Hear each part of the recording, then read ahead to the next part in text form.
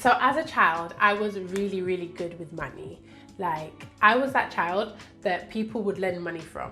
As soon as I got pocket money, it went straight into my piggy bank. And if you wanted a loan, I would charge you money to have a loan. So if you wanted, I don't know, £1 for that bag of sweets, you are returning £1.20 to me because I gave you a loan. Honestly, like, thinking about it now, it was really mean, and I had no idea that this was known as interest back then. I stressed when I was younger, right? So as I got older and I started to see all the luxuries of life and all the things that life could offer me, then it just went downhill. Like, oh my gosh, I can get a car, I can get makeup, I can get hair. Do you know about EMA? Those people that know about EMA, comment below. I would max that out, and then I felt like I wanted to do certain things that I couldn't afford to do. So then I had like a card that had an overdraft attached to it. And so I maxed that out, and it was just like, all my money discipline that I had from when I was younger just literally went out the window. So maybe you can resonate with that. Maybe your story is different, but that's how I got into debt. I got into credit card debt, I got into overdraft debt, and it was not good. Yeah. So as you do, you start to look into budgeting systems, right? So a whole heap of things came up. You might have heard of the envelope system, which is the first thing that I tried. And basically what this is you have like all these envelopes. So you have an envelope for your car, you have an envelope for your food shopping, you have an envelope for childcare, you have an envelope for your hair, or whatever other expenses you have an envelope for it, which has like an amount of money attached to that envelope that you're allowed to spend in that month. And then as you make a purchase, you would put the receipt into the envelope, and obviously you start to deduct the amount of money based on how much you spent. Well, I tried this. I really tried it because I thought, okay, if I don't have credit cards and I don't have debit cards in my pocket and I only have cash in an envelope, I can't go over. This didn't work for me. All I literally did is I literally took the money out of the, I don't know, the car envelope, and I just used it for groceries, or it just didn't work for me. Okay, so that was a no-go. Maybe you're more disciplined than I am, but for me, it was just too many papers, too many envelopes. I'd be scared the envelope be falling out of my pocket. Like, it just wasn't for me. So I thought, okay, there must be a simpler way. Like, let's simplify life, right? I'm all about keeping it simple. So I've mentioned budgeting in my previous videos, just briefly, and I'll link that in the description below. But I really wanted to, in this video, hone in on how to actually do the budget and literally do this step by step, like do it with me, so that it really makes sense of how this can actually work in your life. So the first thing I want you to do is literally get all of your bank statements together.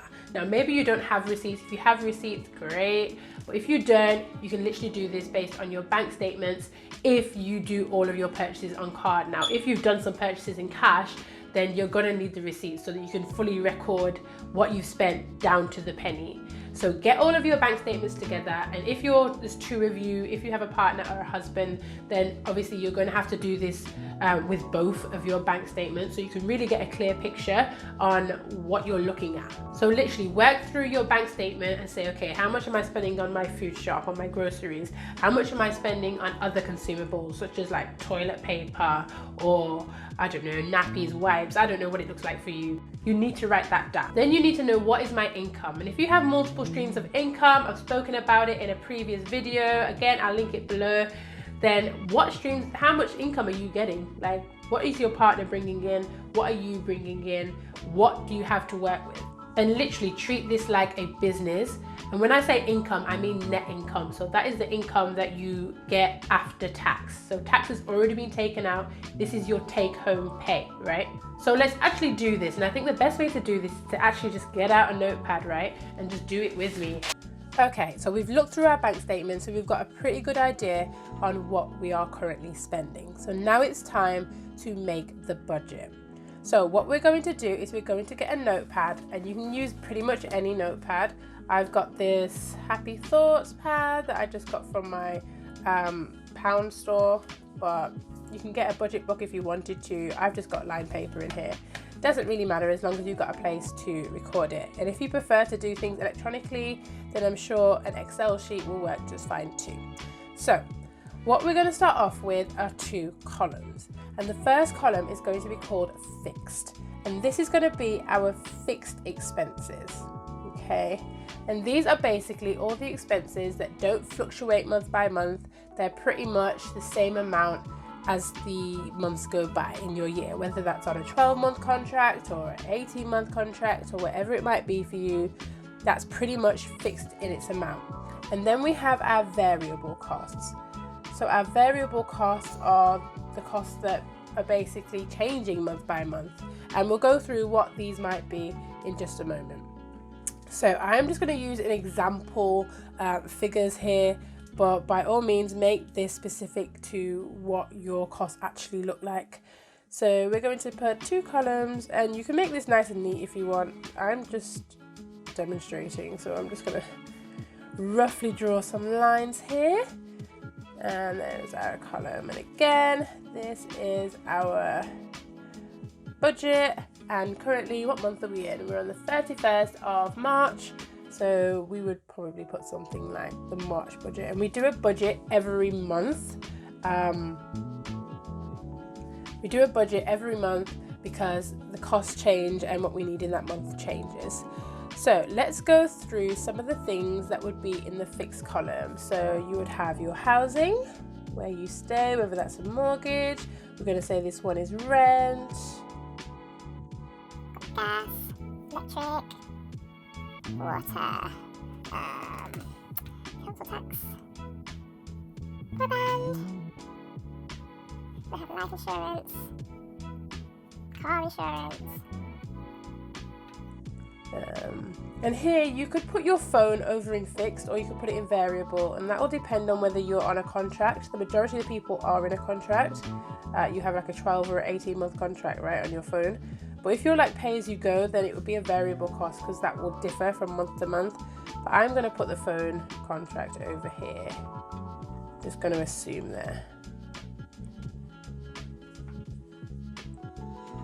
Okay, so that's pretty much the fixed costs, and if you have more, then obviously put them in this column. So let's go over to the variable costs then. So this might be food, that's going to change from month to month. And I'm also going to put here consumables, because we all know that our food shops are not just food itself. It could be toilet tissue, it could be toothpaste, it could be nappies, wipes, whatever that looks like for you, whatever you would buy in that grocery store, you need to put that down too.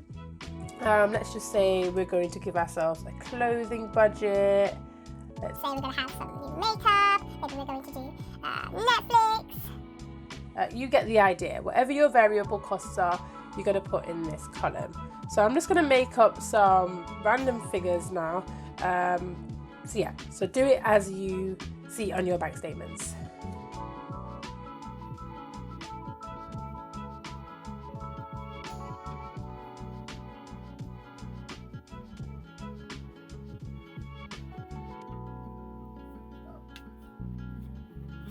I don't know, I feel like car insurance is not £40. I don't know, it's not exactly what I pay, but I want to at least keep it realistic. And then variable costs. And you get the general idea. So I'm just going to total these up now. So this is the end of your columns. We're just going to total them up.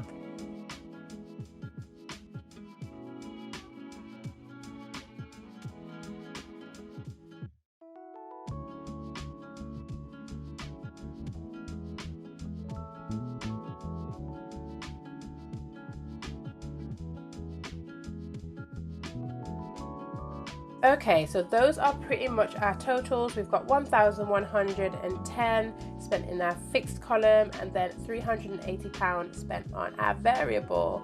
So to get the total cost of what we're spending, we would obviously add those two together. So 1,110 plus 380, we've got £1,490 is our total spend. Now we need to understand whether that is good, whether that's bad, whether we need to basically adapt our lifestyle. So first thing we need to do is know exactly what our income is, right? And we're going to say that the income for this is £20,000. Yeah, let's keep it nice and simple. And we need to do this based on a monthly budget. So let's take that £20,000 and divide it between 12 months, right? And that is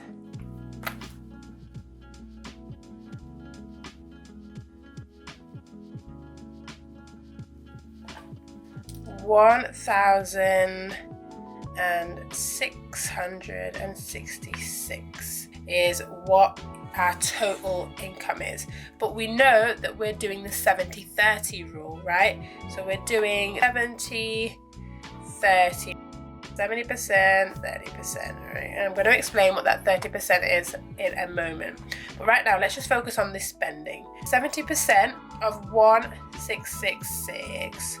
So 70% of 1,666 is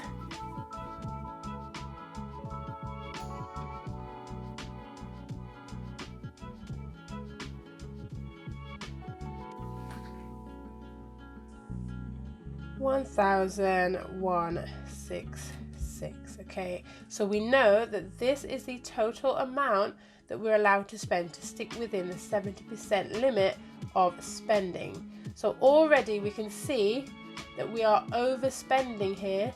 We have spent 1,490 and we're only allowed to spend 1,166. So again, we just take away 1,166. We can quickly see that we are overspending by 324. Is that right? Let me just check that. Yeah, £324. So that is a big issue. We are overspending already, which means that we're not going to be able to apply any extra money to anything else this month or on a monthly basis. Now we do need to be saving. So already here we need to have a shift in our lifestyle, whether that's a cheaper way to live or cheaper broadband or maybe not having clothes and makeup, whatever it might be that you think you could potentially take out of this spending, then you need to be able to do a little bit of saving, which I'll mention in just a moment. So already looking at this, I would say that this person with a income of 20,000 is spending way too much on their rent, right? £700 is way too much. And different changes could be made here in order to enable them to do a little bit of saving. So let's go into the 30% then, so we can fully understand why it's so important that we don't overspend in this area. We need to be saving that, and then have a little bit of wiggle room as well, just in case something comes up that you haven't planned. So let's go on to the 30%, and we'll do it up here. So 10% of that 30% goes towards savings. It's really, really important that you're opening a savings account of some type, and there's so many different savings accounts, and I'll do another video about that, but you need to be saving money. And I think The Richest Man in Babylon, which is a recent read for me, he says a quote, and I think it's a really, really good quote, and it says, "Wealth is like a tree. It grows from a tiny seed, and the first copper that you save is the seed from which your tree of wealth shall grow." And if we don't save anything, we're not going to be wealthy because we have no savings, right? So yeah, 10% goes on to savings, and then 10% goes towards an emergency fund. Guys, don't judge me in my writing, okay? I'm not the best. An emergency fund is basically a fund that is set aside, doesn't get touched in case of a rainy day. For example, worst case scenario, you find yourself homeless, or your washing machine breaks down, or you have a car repair, or you have something that you didn't plan for. You can then go to that emergency fund and then use that money. And the general rule of thumb is that you're saving 6 to 12 months of your expenses, your fixed expenses, in that emergency fund, which is a lot of money, but it's really important that you start to save towards that now. And then the other 10%, I use my 10% for tithe. So I give to my local church, but if you don't, you could do charity, you could even invest that. Again, I'm going to do another video on how to invest in the UK or globally, and that's basically your 30%. Now, this is all well and good, but say you have some debt. obviously you're going to need to pay off that debt. So I'm going to say here that 20% of your money should go towards paying off your debt, because all you're doing in the long run is paying interest on that debt and paying more the more you leave it in a account to kind of add up. So I'd definitely say get rid of your debt and then start on your savings journey, because you're just going to get there a little bit quicker if you do it that way around. And again, I'm going to do a video on the avalanche method of how to quickly get out of debt. And I'm going to now turn the camera around so we can just wrap this up. Actually, I think that's it. Did I miss anything? No, I think that's it. I think that's literally all I wanted to say. It's pretty simple. So I hope you found that really, really helpful, and that will help you to budget your money as well. But guys, let's not lie, like this whole journey is not easy. Like budgeting is not fun. Nobody wants to think, okay, I've only got £5 left to spend on food, so I can't pick up that donut. Give me that donut. We need to be strict and we need to be disciplined with it. If we really want to get to our goals sooner, there has to be a mindset change. There has to be something that gives, right? And I'm sorry, it's the donut.